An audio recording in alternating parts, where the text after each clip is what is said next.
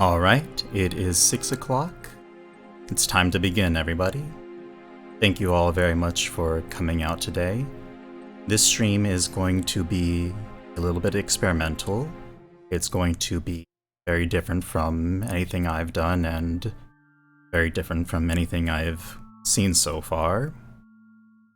As such, I've given plenty of content warnings, and thank you very much, Pazuzu. I have alerts turned off for now in this scene, simply because, out of respect for the subject matter. As I get further on, I won't be calling out names, but I will say it in chat. As such, I'm not quite sure if this is something that I will do in the future. I have to see how I feel about it at the end of this. This is a subject that is close to me in many ways, and I felt that this is something that I wanted to do. My mind kept coming back to it, drawn to it. So for better or for worse, this is something that I will be doing, at least once. But like I said, I've given plenty of content warnings before the stream, beforehand, and during. Like it says, if you are not comfortable with the subject matter of torture and abuse, please leave. There will be no hard feelings. So, without further ado, I will go ahead and begin our lesson for today. My source for my information will be coming from The History of Torture, book by Brian Innes.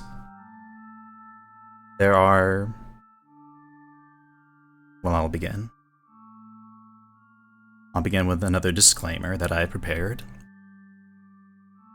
If you are of weak constitution, or are sensitive to the suffering of others, please turn back and leave this place. Your doctor does not wish to see any harm come to you. You have been better for not being present, and you have missed nothing. Knowledge is often a burden and a curse, and to those that stay, I apologize sincerely. The art of torture is a shame on the accomplishments of mankind, a black stain that diminishes all we have achieved and casts a shadow of doubt on whether humanity truly is fit to inherit the earth. And I say art because art is not limited to what is simply enjoyable, palatable. Art is neither what is pleasurable to the eye or ear, but rather a skill and medium, an expression of the deepest intrinsic views one has on the world, but we are wandering into a much different, much broader territory. I'm not very familiar with that. I didn't come up in my research, but maybe I'll take a look at that, Zuzu. Additionally, we will not be discussing whether or not torture has a place in the world. The possible merit of an act is so far beyond the pay grade of myself or any one of us here.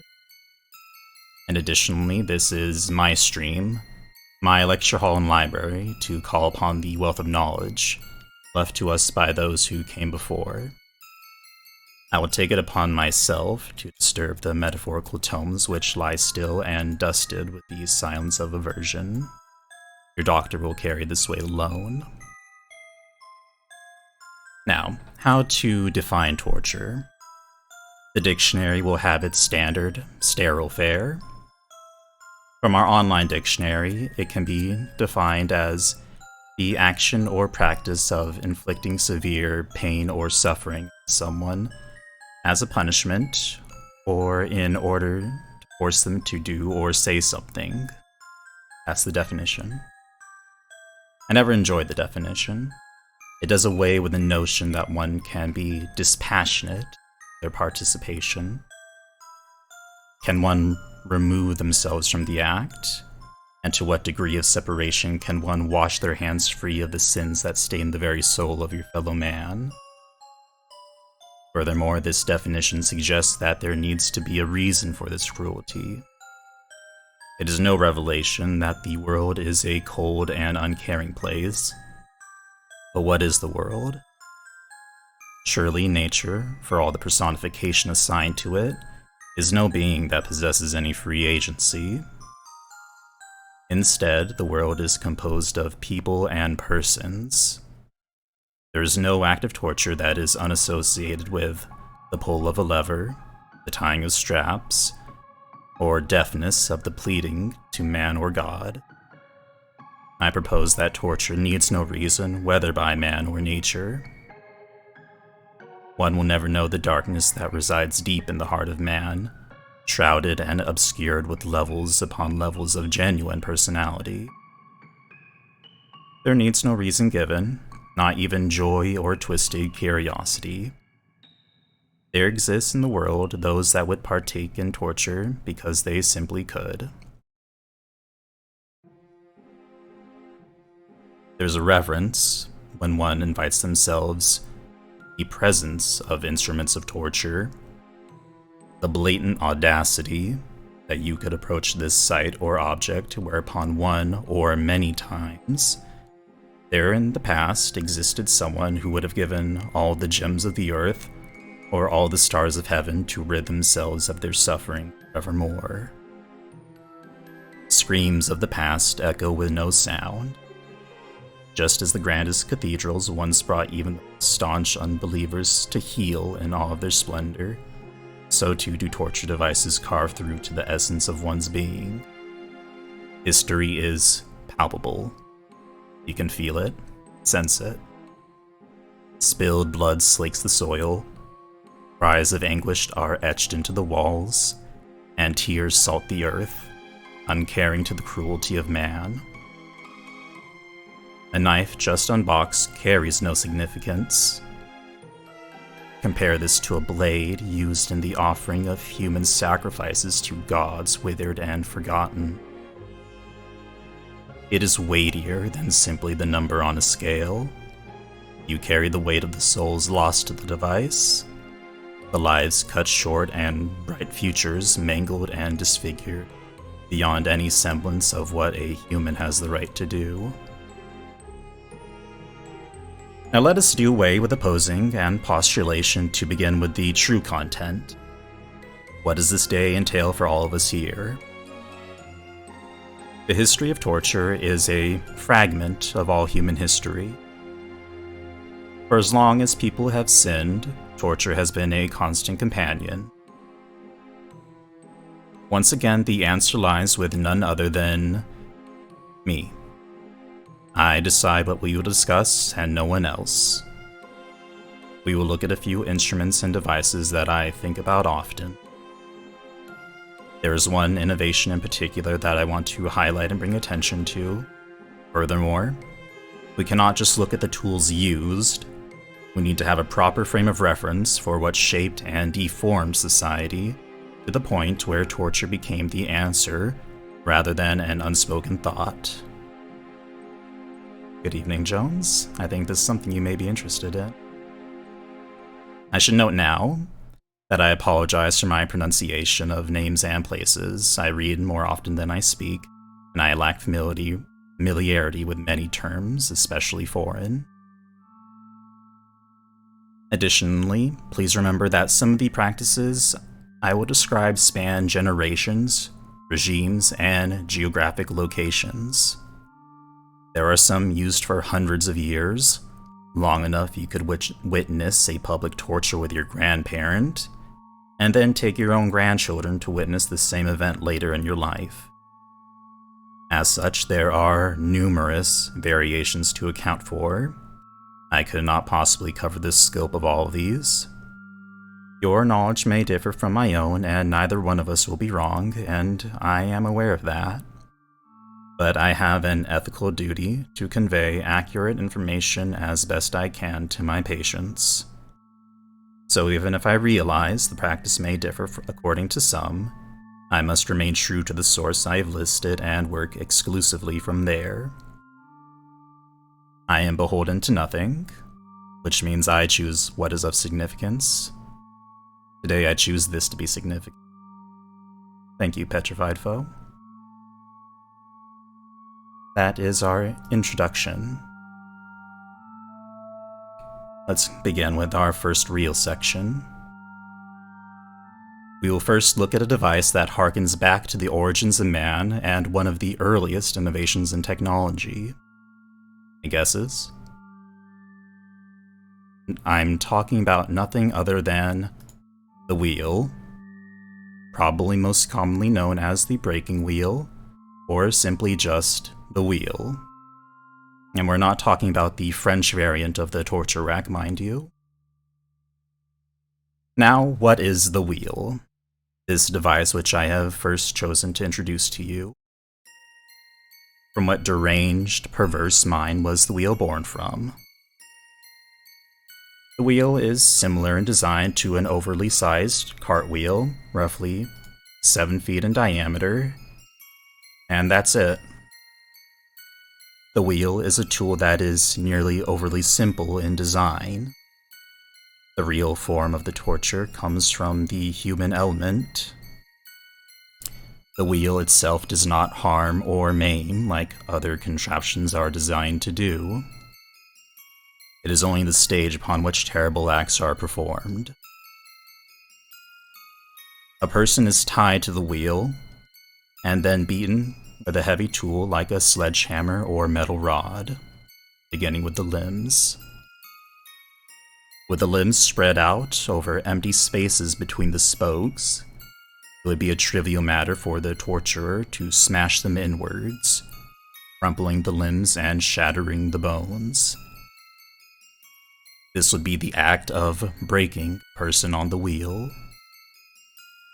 And when you have deemed the subject is ready, the coup de grace would be delivered to the stomach or neck. The torture was not only a stage upon which the wheel was not only a stage upon which torture was performed, but also an execution.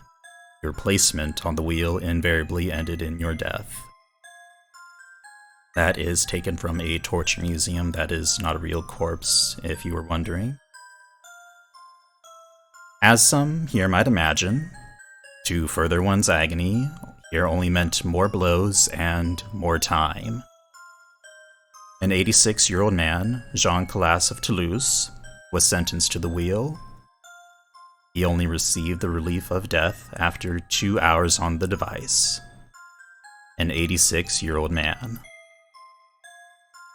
And do not underestimate the degree of human possible here. You are not simply limited to the scarce number of limbs or bones in your appendages. The wheel was used in many countries around Europe. If we look to Germany, up to 40 blows could be struck. Can you imagine that? 40 bone-shattering strikes to your stretched limbs. Please, my patients, indulge me. I want you to stretch your arms out now, to the side or above you, and hold them there for me.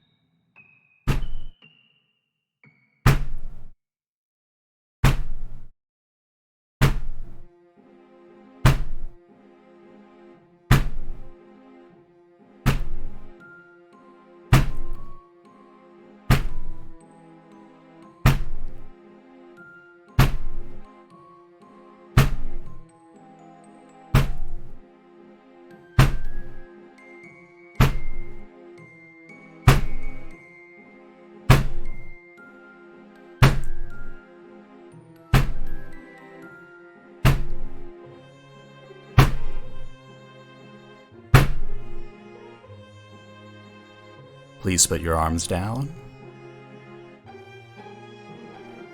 I've written exactly one meaningful thing in the span of my whole life, and I chose the wheel out of all the tools the shame of human history has to offer to be included in it.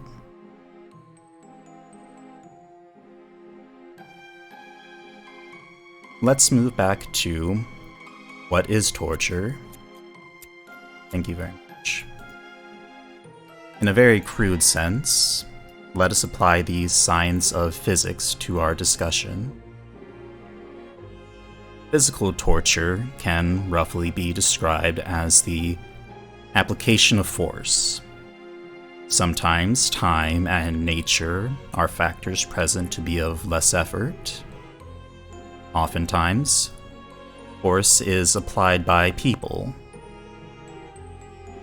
Take the swing of a hammer, for example, an equal and opposite reaction. For as much as you want to inflict, you need to exert that much energy into the movement. So now the question of how to exert more force more often comes into play. How about crushing them under a rock? That is continuous, always present once implemented, but physics demands its sacrifice. For as much as you want to crush them under, you first need to hoist the weight up. For every innovation used to further the development of mankind, there are those that would pervert it for their dark ends.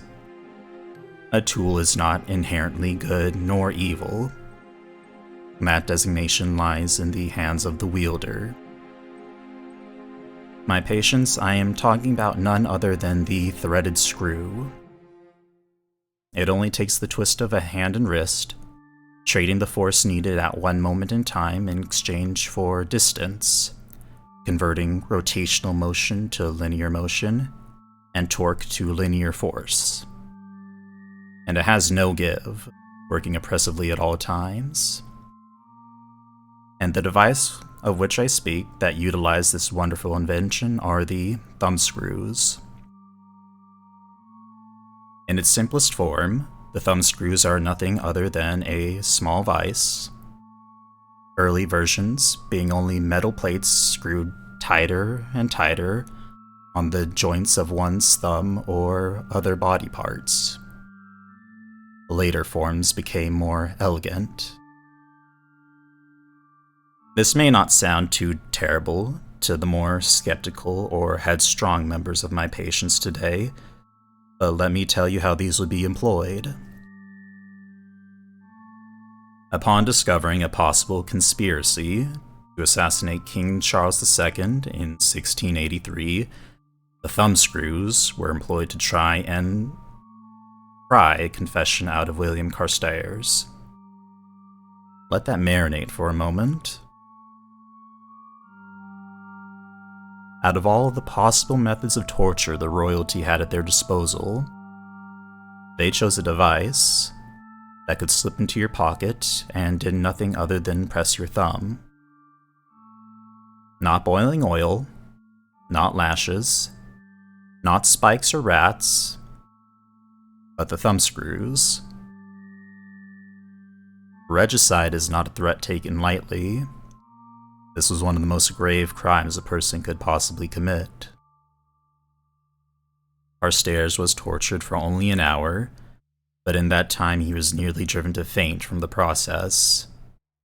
And with only the effort of a hand, so much force was applied that the thumb screws had gotten so tight that the smith needed his specialized tools to take them off and relieve the accused. Now, my patients, you may think, my goodness, that's horrible. Surely the ones employing this cruel method did not truly grasp how terrible and unethical the thumb screws or the act of torture could be. They were so far removed from it. They were not fully informed of the terrors. I'm very sorry, my patients. Carstairs himself was later released, and in 1689, met with King William III to demonstrate the thumb screws. William tried the thumb screws out for himself and said they could make him confess to anything. They knew. They fully knew. Perhaps the terror of the thumb screws to me lies in its perversion of a wholly neutral technology. Sick misuse of physics and energy for the twisted ends of man weigh heavily on me. Maybe it's how the device can fit on your person, sealed and hidden from the world. Do you think someone sick would feel more powerful carrying one around? I'm saddened. Deeply, deeply saddened at how there exists no inherent good, as long as there are those who would take the innovations that would benefit mankind and abuse them. That is why I chose the thumbscrews to share with you all today. Oh, and a throwaway line at the book's entry mentions how in Germany, the thumbscrews had spikes attached to pierce through the nails of the victims. A parting shot for you. Let us return once again to the question of physics. I mentioned how force must be applied in some way, but that isn't entirely accurate. What is more accurate to say is that energy must be applied, kinetic energy in many cases, but energy takes many forms. What we will now look at are the different applications of heat and fire in torture. Employing fire in the act of torture is a trivial matter. The fuel needed is everywhere, abundant. It takes little skill to apply, and it works to great effect. You may be familiar with some more famous and remarkable forms of it, including devices such as the brazen bowl, a contraption that places the victim inside of a hollow bowl.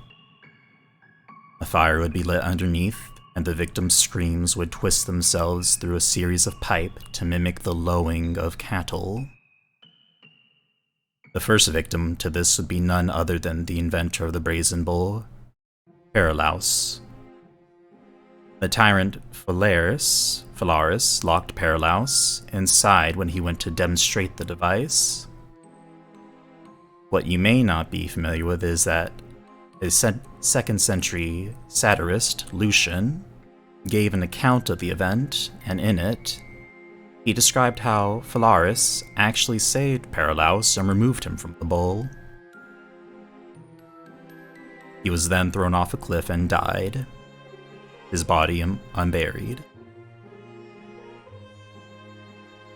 Fire lends itself to theatrics very effectively, and with torture often being a spectacle, whether for practical purposes or sick entertainment, you can find elements of it in many forms. One common form used often was the practice of heating tongs or pincers to a red-hot state, and then ripping pieces off of the victim's body, one by one. And for a grand spectacle, we can look to Scotland, where in 1437, James I was murdered. The main conspirator here would be none other than the next in line for the throne, Walter, Earl of Atholl. For his execution, he was taken to the cross in Edinburgh, where the pincers were heated and his flesh ripped off. To top off the grand event, a crown of iron was made and heated in a brazier. Walter, Earl of Atholl, was proclaimed King of Traitors, and the crown was placed on top his head. So far, we have discussed torture in association with execution or interrogation quite often. That's not always the case. Torture is not always the end of one's life or reserved for inquisition. It can be employed in a number of degrees, such as a set punishment for lesser crimes or penalty for breaking the law. We can look to England for their history on the subject of branding as retribution for civil matters. Branding served a relatively more practical purpose when compared to many forms of torture. In English branding, The guilty were marked with letters on various body parts to show as a record for the crimes they had committed in the past. Rogues and vagabonds were associated with the letter R, thieves were represented by a T, and the letter M was reserved for those who committed manslaughter. These would often be branded on the fleshy part of your left hand, scarring you for life and marking you with your guilt. Other body parts were subject to other kinds of branding as well. Shoplifting had the cheek branded. Blasphemy would use a red-hot iron and pierce a hole through the tongue, and perjury marked you with a P on your forehead. These punishments were established in a 1548 statute for men, but women became subject to the penalties as well in 1624. The practice would continue on until 1829 in the English Civil Court and 1879 in the English Army. If you needed a reminder, the freedom of speech did not exist in this age, and dissent was fully punishable under law. Not that those who torture need an excuse. Two examples in the 17th century stand out in this case. A Scottish preacher, Alexander Leighton, published a book and was charged for, quote, dispersing a scandalous book directed against his king, peers, and prelates, end quote. In 1628, Leighton had one ear cut off and was marked as a sower of sedition. He was branded with an SS on his face. The other case would be in 1637, when William Prine, an English barrister and MP, was sentenced for publishing pamphlets attacking bishops of the Church of England. Prine was branded SL for schismatic libeler, but he had already lost both his ears for his previous writings earlier in life, and was sentenced instead to life in prison. What moral fiber he must have possessed. As long as we're on the subject of characters, let us take a moment of levity and observe St. Lawrence. In his martyrdom, St. Lawrence was executed in 258 AD by the Romans by being roasted on a gridiron. It is said that as he laid on his side, he said, quote, this side is roasted enough. Decide whether, roasted or raw, thou thinkest the better meat. In his torture over the fire, he called out and said, flip me over, this side is done. Wow.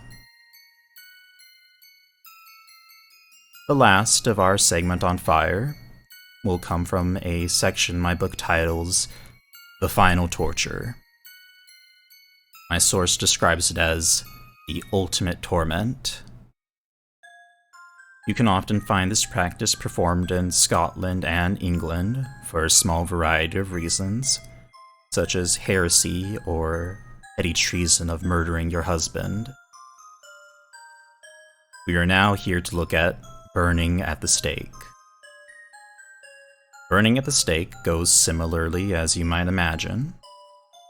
The victim would have pitch smeared across their limbs and clothes, and made to stand on a barrel surrounded by bundles of wood. They were chained to the stake, but with one difference in the portrayals the media today often overlooks.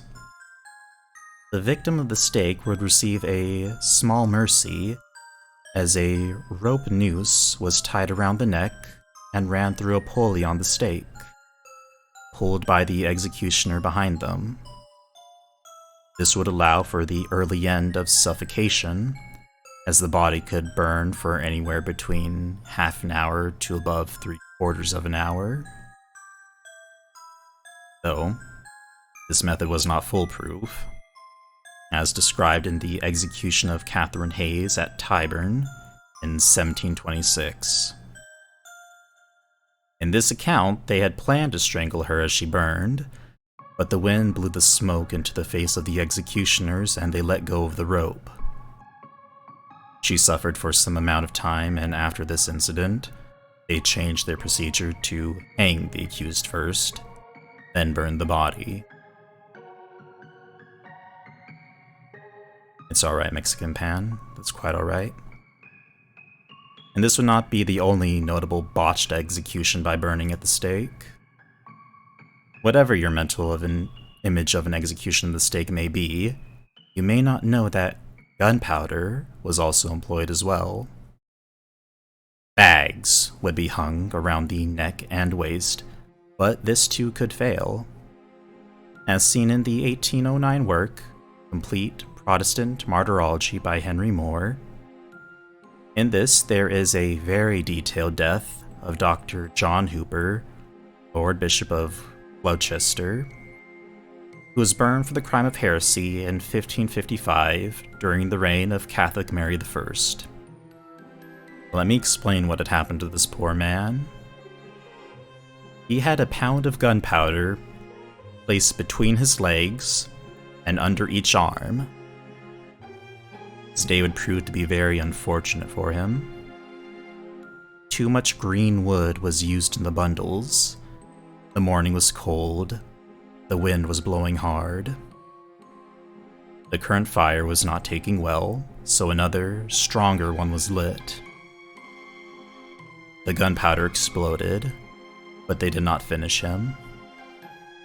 Hooper prayed in his distress, saying, quote, "Lord Jesus, have mercy upon me. Lord Jesus, have mercy upon me. Lord Jesus, receive my spirit." End quote.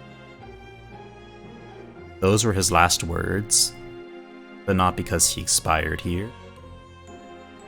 His face turned black, his tongue swelled, and his lips shrank to the gums, but they still moved.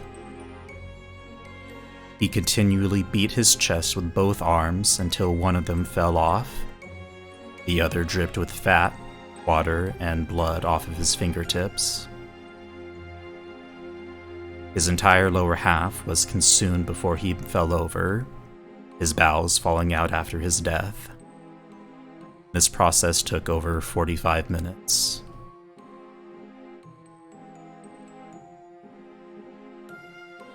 Let's move on to the next instrument. When we consider the wheel and the thumb screws, these are relatively elegant in their design, simplistic to a degree.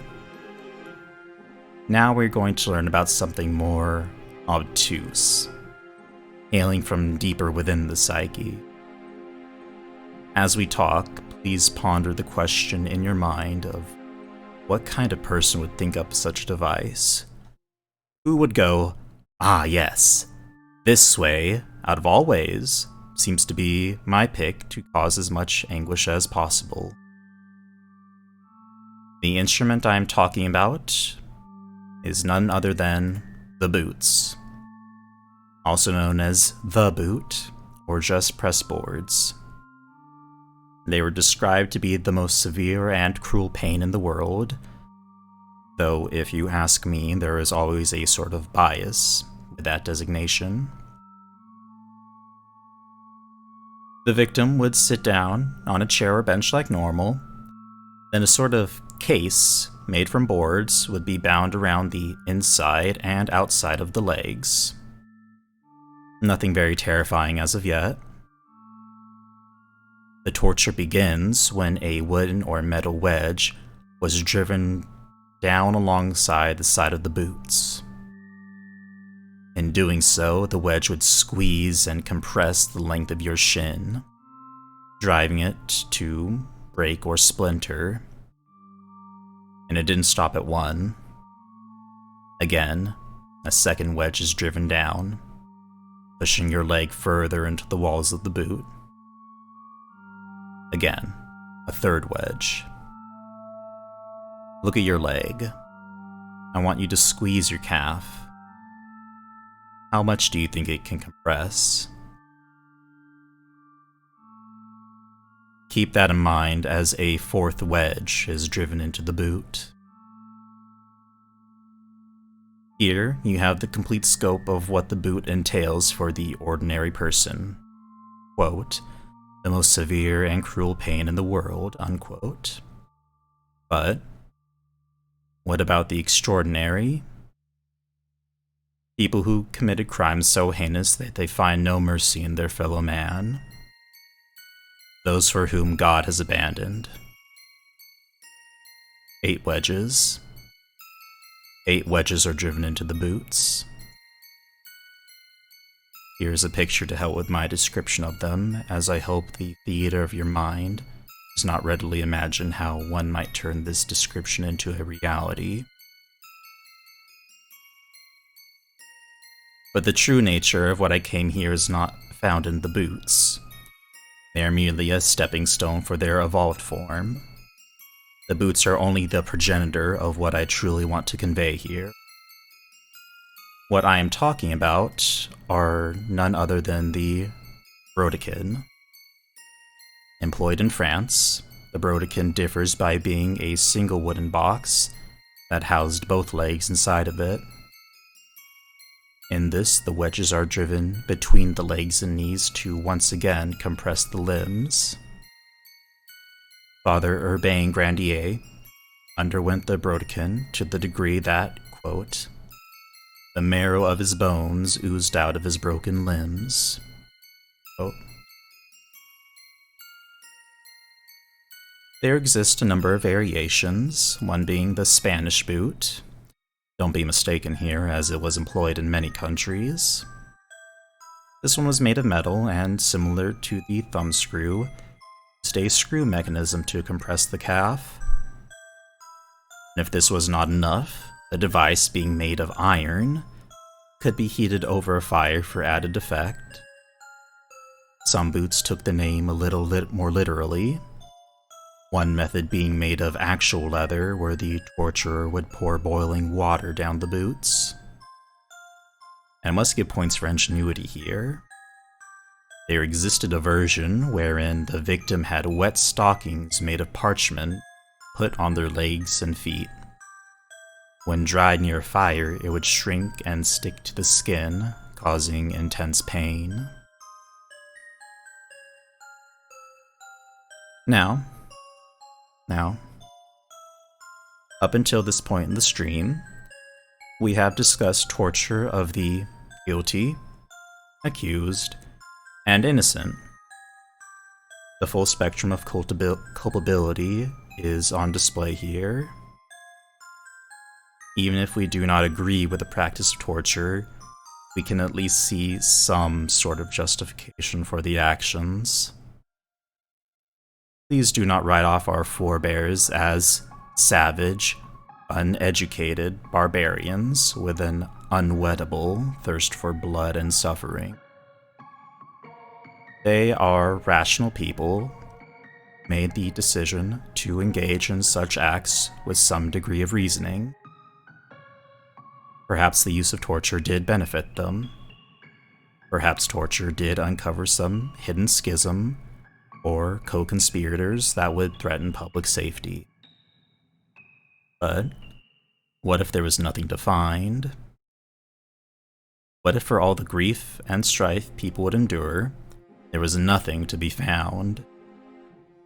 An entirely fruitless crusade, where there never was the hidden knowledge locked tight behind a pair of lips that simply needed a little prying. An endeavor where no matter how much you tried and tried, you would never be able to reach the truth. My patients, I am talking about none other than the witch trials, not Salem. The witch trials go much, much further back than just Salem. Now let us dispel some myths and notions to get on the same plane and work our way up from there. Regarding the statements I just said, let us first ask the question, were witches real? The answer is yes. Absolutely. Witches were real. Did they commune with the devil, lie, and drink the blood of snatched away children? No. What witchcraft was a folk superstition designating individuals for their supernatural powers and herbal knowledge to cure warts, aid fertility, or relieve pain and the like.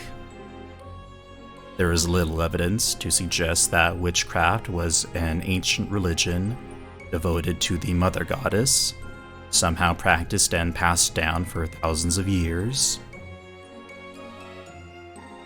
So with such a long-standing tradition of these people already existing in communities with established roles, how did this fear and distrust sow itself? The answer should come to no surprise to those with even a fleeting understanding of history: the Roman Catholic Church. The Church sought to strengthen the faith, read influence, among the people, and so felt threatened by anything that ran counter to their beliefs. So if witches believed they possessed powers and abilities, it was just as heretical as actually having them. The Canon Episcopi was the first document to canonize law, with the directions to remove sorcery and malefice from the parishes. Note: no torture or punishment is described in it, however, just removing them, implied through excommunication.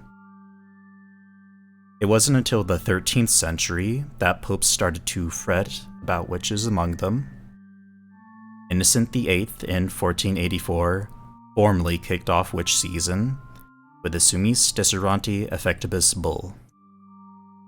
In it, he described the stereotypical ways witches bring ruin to their communities, with all the consorting with devils, ruining crops and livestock, yada yada. But, the statement was drafted by two men, Heinrich Kramer and Jacob Sprenger. They would then go on to abuse the innovation of printing in 1486 to make one of the most harmful texts in human history, Malleus Maleficarum. If there are those who identify as a witch or witchy among us, then this name should evoke some kind of primal emotion in you. Perhaps fear, reverence, or justifiably hate. Malleus Maleficarum, the Handbook for Witch Hunters. It translates to Hammer of the Witches. This book would be reprinted and republished many times over in many editions for hundreds of years. Malleus Maleficarum taught civil authorities to skip the court and go right to sentencing and execution.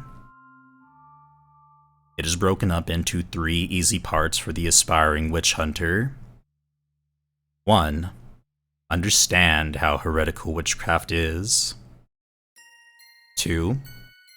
What are witches and how to find them. 3. Arrest, imprisonment, and torture. We've come back to the subject for today. My patients, you may think yourself clever, or you may know yourselves well.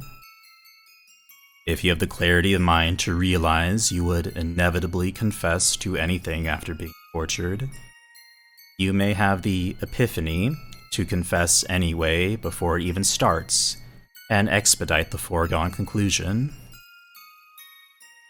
Oh no.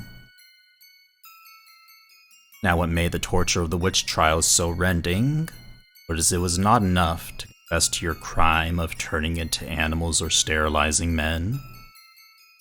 What made the witch trials so horrific is that your confession could only be considered worthy if it came from the heart, born of pain and torment.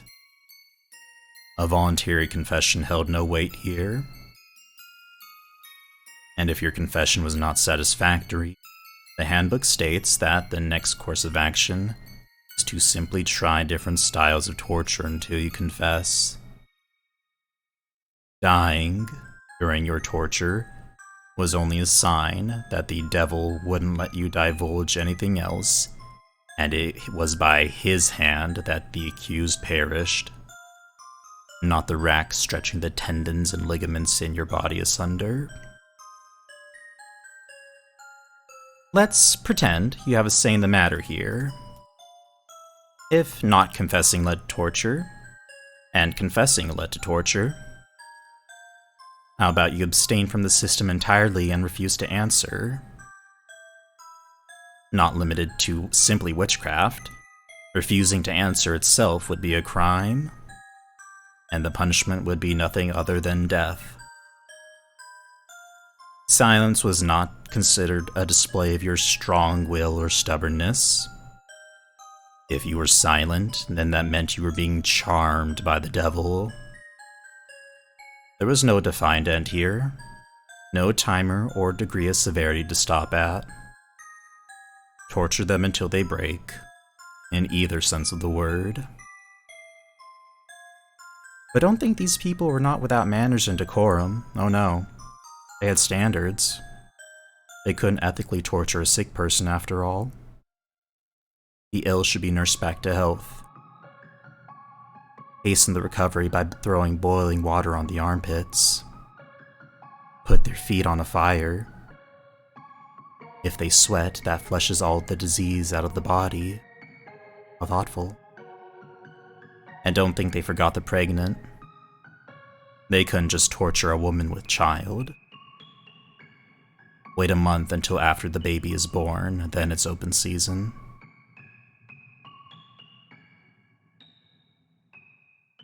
Now we move on to the question of why were the Inquisitors so persistent in rooting out witches and gaining confession?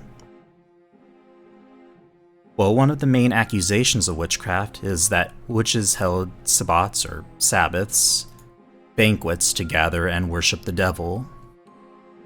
This meant they thought there was a whole network of witches to uncover, untold numbers hidden throughout your community. How deep does it go? That is why they were so fervent in their hunting. At what number do you stop at? Or when you discover one witch, they give you the names of many more. It's not unlike a pyramid scheme wherein the only winner is the coffin maker and the undertaker. Strangely, the Carolina Code, introduced in 1532 by Emperor Charles V in Germany, made the distinction of fortune tellers using sorcery separate from witches, specifically excluding them from imprisonment or torture on just indictment. But back to the Carolina Code. Most trials were conducted under this premise, and it clearly states, if someone has done injury or damage to persons through witchcraft, she must be punished from life to death, and this punishment must be by burning. The picture is coming together now, isn't it? Over a span of 200 years, at least 100,000 people were burned, accused of witchcraft in only Germany. That's 100 years, 50,000. 10 years, 5,000. 1 year, 500. An average of 500 people in 1 year burned to death in just one country. Nice in Silesia had their own oven, in which the executioner burned over 1,000 people in 9 years, including children just 2 years old. This wasn't an isolated incident confined to a small group of fanatics in just a small region. France partook heavily of witch hunt mania as well. I won't bore you with the numbers and years again, but know that Judge Pierre de Lancourt was of the mindset that all 30,000 inhabitants of Laborde were infected by devils, fleeing from missionaries in the East Indies and Japan. Where did the witch hunts end then? With such a belief that the devil's influences ran deep, how do you know when to stop? What could drive the ruler of France, King Louis XIV, to end this waking nightmare? The answer is shame. Not at the torture, mind you, but when the king's mistress, Madame de Montespan, and his royal circle were found implicated in black masses held in someone's house around 1680, he ordered the records destroyed and put an end to the witch trials. His later edict would define witchcraft as superstition, supposed magic, pretense, no longer punishable by torture and burning at the stake. The belief in witchcraft and the subsequent hunting and trials would continue on for a number of years after this, the last known execution in Scotland taking place in 1727. You will find that what I have discussed today is very focused on the history and practices of Europe. There is a good reason for that. In the first place, my source, The History of Torture, is much more aligned with that area and naturally offers more to that category. There is a chapter dedicated to China, Japan, and India, but I feel it does not do justice to the regions to group such different cultures together in one section. Not enough context could possibly be given, and there is a lack of depth and anecdotes that makes teaching from that chapter too scant for my tastes. The other reason is that I am so far removed from the culture and world of those countries that it would be a personal crime to spout a denunciation of them. Not that I'm close to 15th century Europe, but it is a much more familiar territory and one much more in my wheelhouse. I do find it interesting how my source states, quote, China had the reputation of being the country in which torture took more bizarre and ingenious forms and was practiced with greater cruelty than anywhere else in the world, unquote.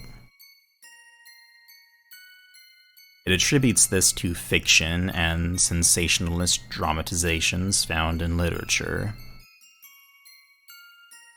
How odd this viewpoint is. There's nothing natural about torture. The act itself is bizarre and antithetical to a functioning society in my eyes. Just because it takes a different form when done in another country doesn't mean the form you're close to is more natural or normal. It's all obtuse, sane, and a manifestation of the sickest thoughts the human mind has to offer.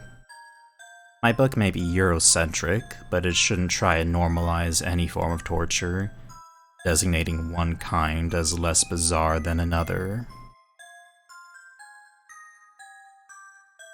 Now, we come to my last section, torture in the modern day, specifically defined as post-2001 by my source. My book postulates that if those that are captured are treated with gentleness, then they have no incentive to give up information that may save lives elsewhere. It says, quote, "It is simply not realistic to declare that any form of harshness is morally unacceptable and refrain from doing it." End quote. That may be the case. Where's the line drawn? What constitutes torture and interrogation? I don't know. And I'm glad that I don't have to.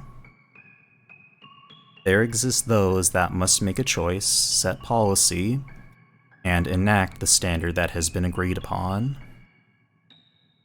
It is a luxury that we are so far removed from that world and don't have to consider the weight of public safety against morality.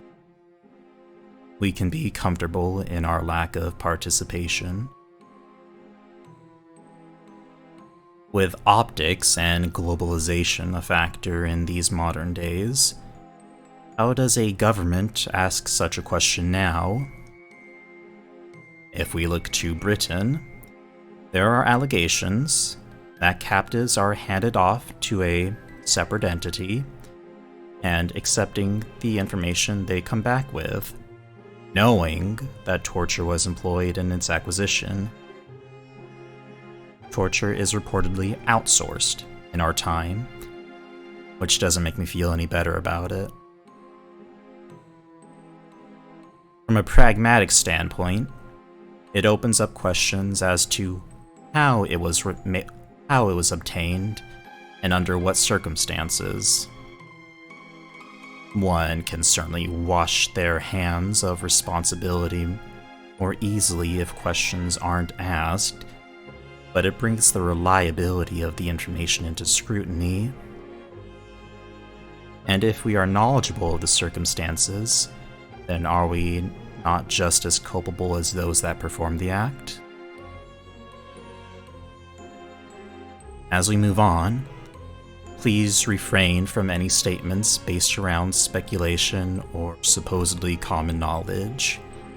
I'm not any more faithful to a country's ethical standing than you are, but the moral responsibility I have placed on myself restricts me from offering information or viewpoints that are unsubstantiated with my source. In our modern, post-2001 setting, Western forces face enemies that are strongly faithful and zealous in their beliefs. They are fanatical and harbor a deep resentment for the West and its culture. Negotiations and deals are not effective to these people, as well as the threat of death. But still, important information exists. Enhanced interrogation techniques are what the US government designated practices like stress positions, wherein severe muscle strain is inflicted through remaining in awkward positions for long times. Or they use sleep deprivation, a torture that dates back to the Inquisitions of the 16th century, or widely known today, the practice of waterboarding. Sensation of drowning is inflicted by pouring water over a cloth covering the subject's face.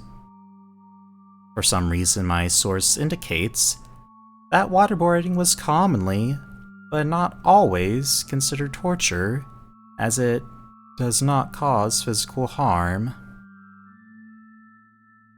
As a side note, waterboarding frequently results in vomiting, which can cause death if it enters the lungs. I need to perform further research as to who these unnamed groups that refuse to acknowledge waterboarding as an act of torture. The US government would later change its designation and ban the practice of waterboarding. Thankfully, intelligence would come to the conclusion that torture would result in little to no useful information obtained with these methods. Propaganda, however, always remains a different story. What did result in useful information? Normal interrogation, polite conversation and behavior, and of course, bribery.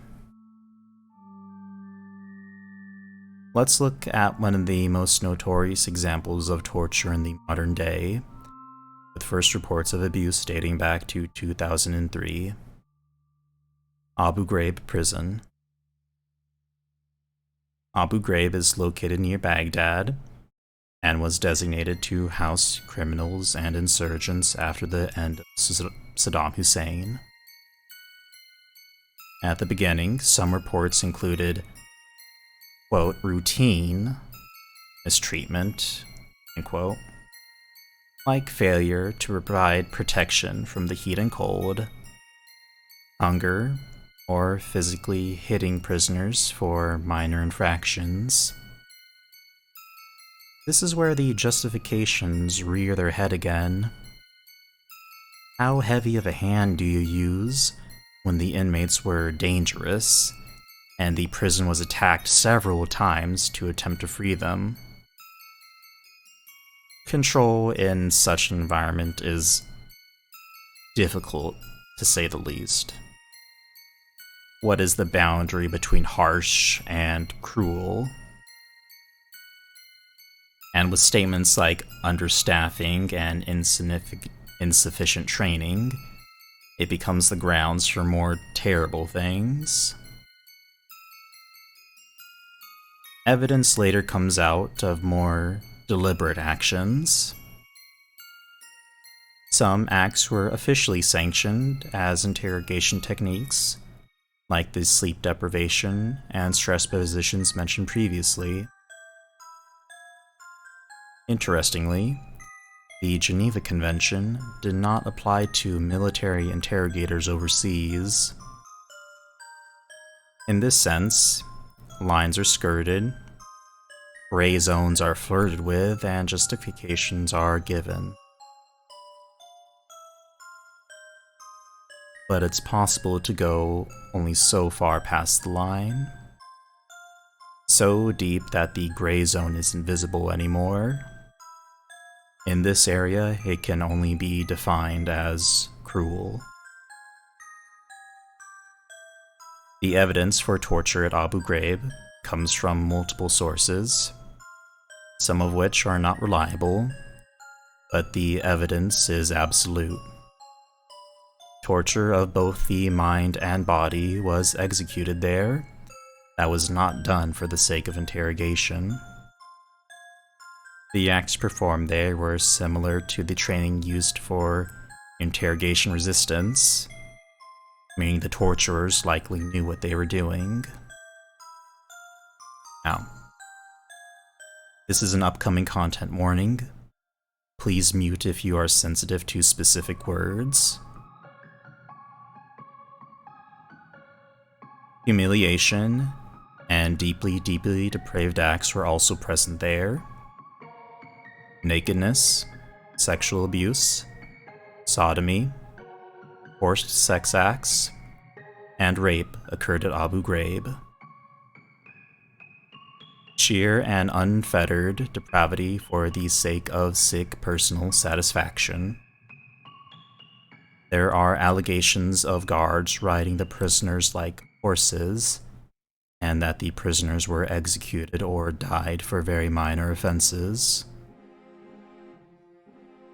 Now, what is this evidence I've spoken of? Where do these allegations come from? From what source are these terrible claims born? The strongest evidence to suggest that what happened at the prison are photographs. Please move to a different tab or avert your eyes, as these are going to be real photographs taken at Abu Ghraib. 3, 1. The strongest evidence to suggest that what happened at Abu Ghraib are photographs taken by the guards, not as whistleblowers, but fellows enjoying their time humiliating the subjects of their abuse. To note, I had a very difficult time finding pictures for this section that did not contain nudity or dead bodies.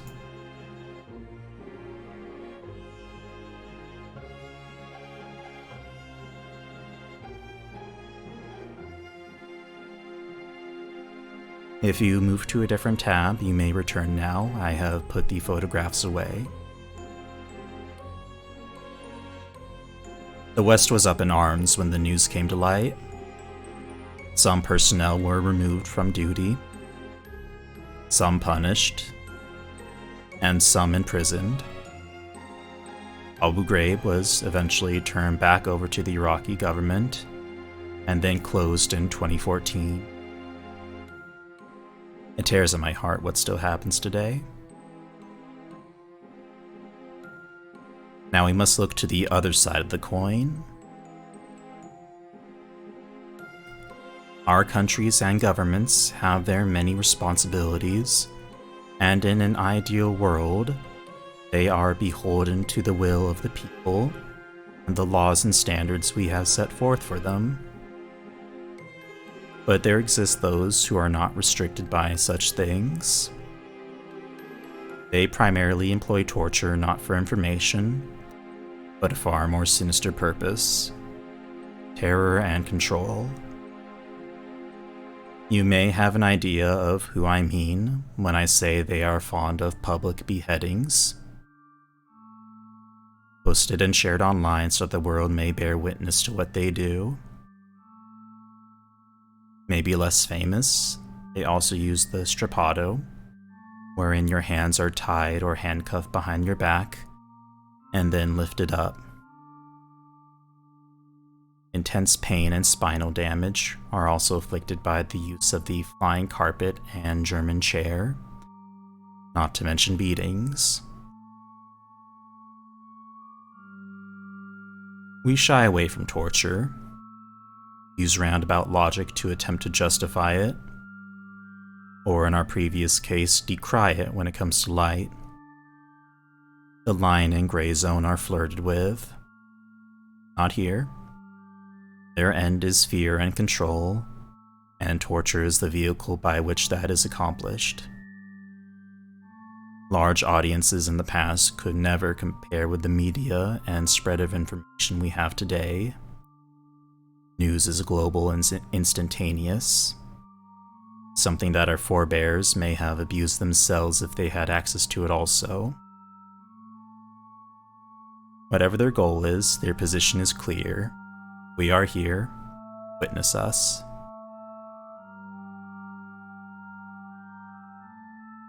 We have to be better, not just compared to those that employ torture as to a tool, but to those that would make these small concessions that lead down that road.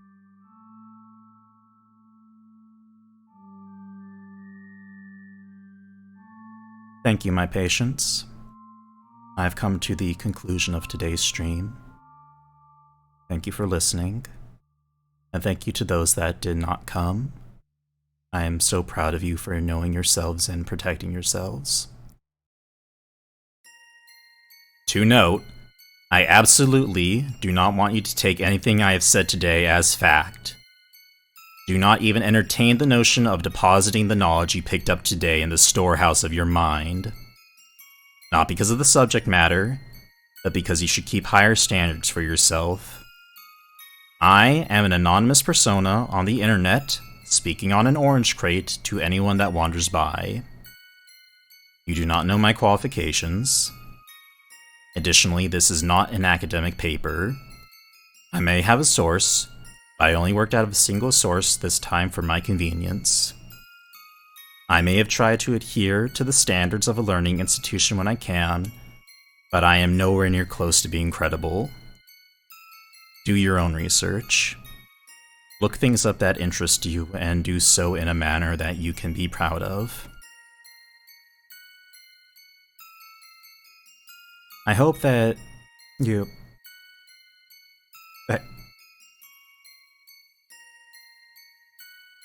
I don't know what sort of VTuber I want to be. I define who I am, but a word can have many definitions. I don't know if there is a demand for this sort of experience. I don't know if I've alienated myself from those whom I look up to and want to connect with. Am I a black sheep already, untouchable and not to be spoken of? I don't know if I'll do this again in the future. I take the words of those who came before me to heart, and I often heard the question asked, What sets you apart? What makes you unique? For better or for worse, all I have to offer you is myself. There will be no raid tonight. Good evening, my patients.